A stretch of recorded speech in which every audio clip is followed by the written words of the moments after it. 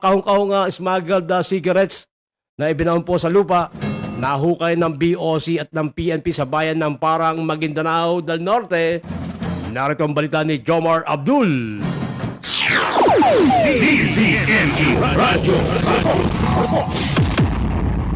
Antibistado ang mahigit 2,000 kahon ng mga smuggled cigarettes matapos na ito ay mahukay ng pinagsanib na mga puwersa ng Bureau of Customs at Philippine National Police sa bahagi ng Barangay Gumagadong, Calawag sa bayan ng Parang, Maguindanao del Norte nitong araw ng Martes.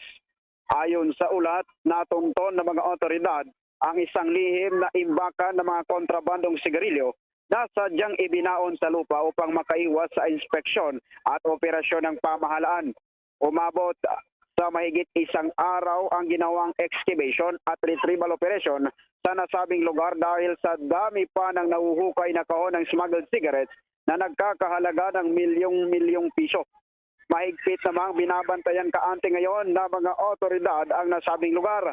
Samantala, puspusan na ang ginagawang investigasyon ng PNP upang tukuyin kung sino-sino ang mga utak sa likod ng pagtatago at pagbabao ng mga kontrabando, pati na rin ang kanilang mga kasabwat at posibleng koneksyon sa mas malawak na smuggling network. Mula dito, sa rehiyon ng Bangsamoro, Jomar Abdul nagulat para sa Target on Air sa DZME 1530, ang Radyo TV.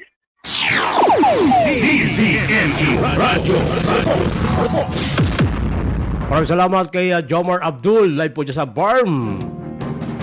Grabe Ibinabaw yung mga smuggled na sigarilyo.